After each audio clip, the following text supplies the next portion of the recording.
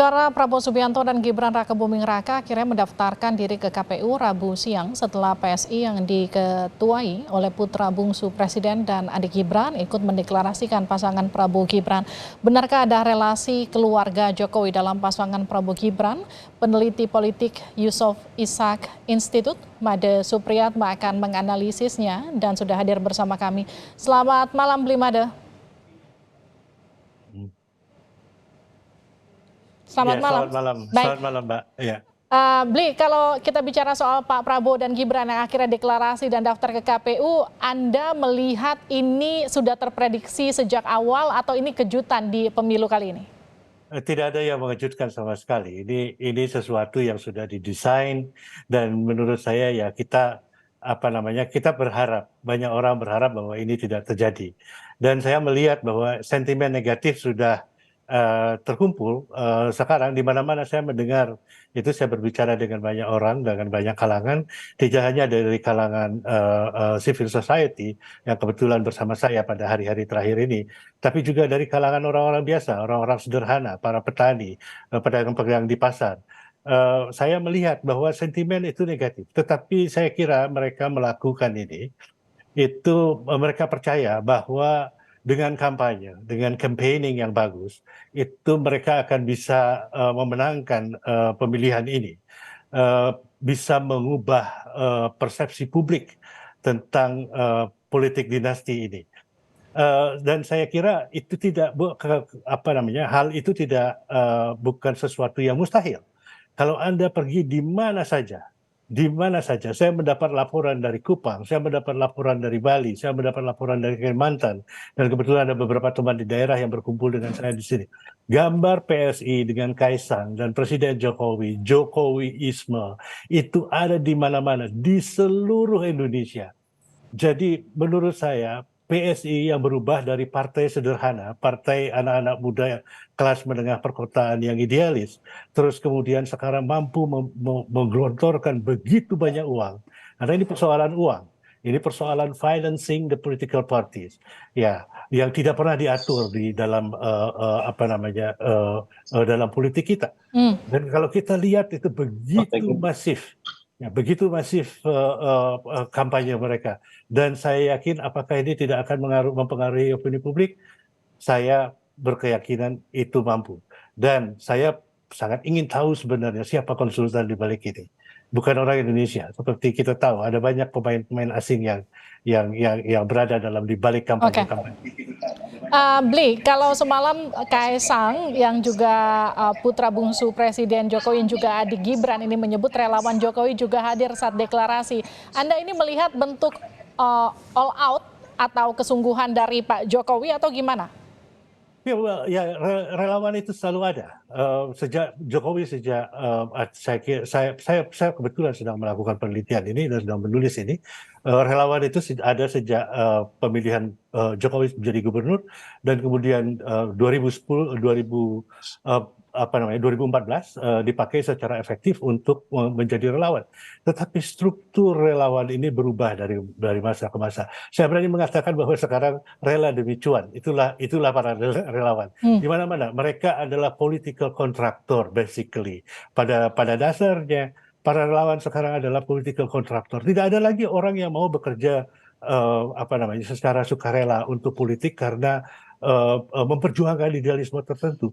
Dan ketika semua berakhir dengan dinasti seperti begini, tidak ada lagi orang yang mau membela tanpa ada sesuatu reward di baliknya. Dan orang melihat itu, ya. Dan selama 10 tahun terakhir ini bagaimana mereka mendapat jabatan komisaris dan kemudian mendapat jabatan menteri, itu sangat sekali kelihatan bahwa ada reward untuk menjadi relawan. Bli, tadi Anda katakan ada reward untuk menjadi relawan, ada relawan yang kemudian awalnya mendukung Pak Jokowi, relawan Jokowi, kemudian diwariskan menjadi relawannya Gibran sekarang.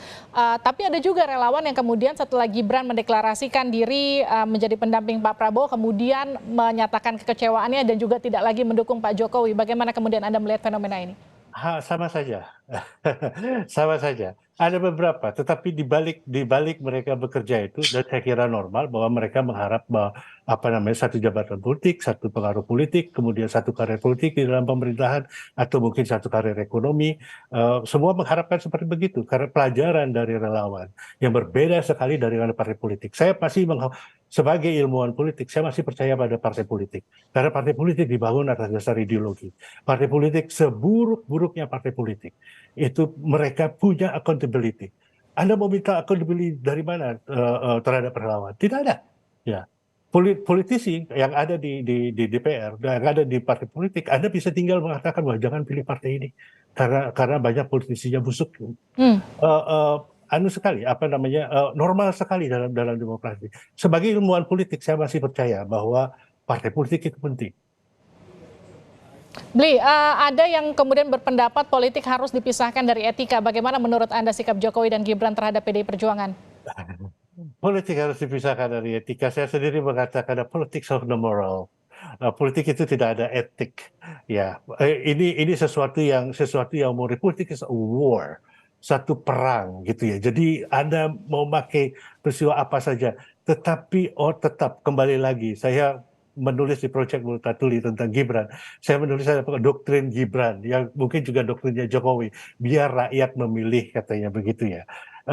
Ya, benar, rakyat memilih dengan segala macam cara. Tetapi kalau seandainya satu pihak punya duit yang sangat tidak terbatas untuk mempengaruhi publik, untuk mampu menyewa orang, untuk mempengaruhi publik, untuk menyebarkan informasi yang apa namanya menguntungkan dia. Saya akan punya artikel keluar di East Asia Forum mungkin dalam minggu ini atau minggu depan tentang bagaimana approval rating Jokowi itu menjadi sangat tinggi karena tidak ada oposisi lagi. Ya, Oke. tidak ada oposisi lagi. Jadi tidak ada oposisi lagi, semua narasi itu di-engineer oleh dia sendiri. Ya, karena tidak ada oposisi, tidak ada suara lain dan orang terpaksa akhirnya menelan itu semua. Approval ratingnya menjadi sangat tinggi. Ya, karena itu.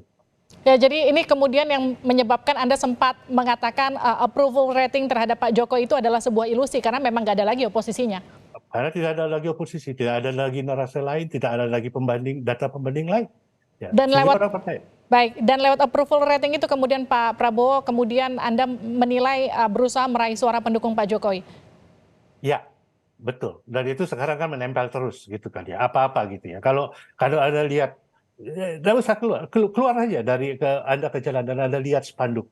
Ya, bagaimana spanduknya PSI sekarang, seolah-olah dia adalah partai yang mayoritas.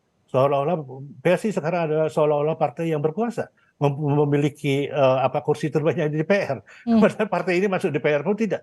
Tapi sekarang dengan kampanye seperti begini, orang akan terpengaruh. Ya, belum lagi operasi yang lain. Ya, itu itu topik yang lain lagi. Bli, Anda melihat seperti apa sebetulnya hubungan Pak Jokowi dan juga Bu Mega? Kenapa kemudian terlihat ada kegamangan PDIP untuk menyatakan berseberangan dengan Pak Jokowi? Karena sekarang jelas-jelas ada Gibran di sana yang sudah berseberangan dengan PDI Perjuangan.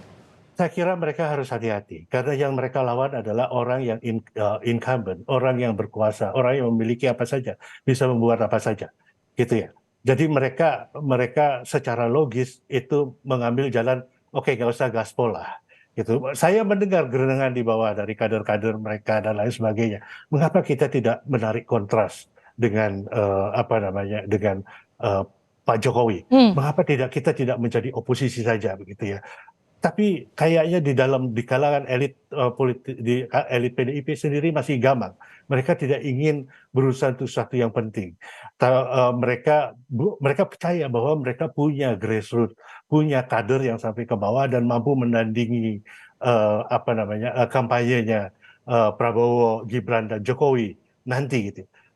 Ya saya agak meragukan itu karena saya tahu bahwa mereka tidak punya juga uang sebanyak yang dipunyai oleh triumvirat ini. Oke, Bli, kalau kita lihat belakangan ada banyak laporan yang masuk ke KPK, kemudian sampai dari mulai Pak Jokowi, Gibran, kemudian Kaesang sampai Anwar Usman juga ikut dilaporkan. Anda melihat ada gerakan yang memang ini murni dari rakyat yang kecewa kemudian melaporkan, ataukah memang ada pihak perlawanan yang kemudian menggerakkan laporan ini?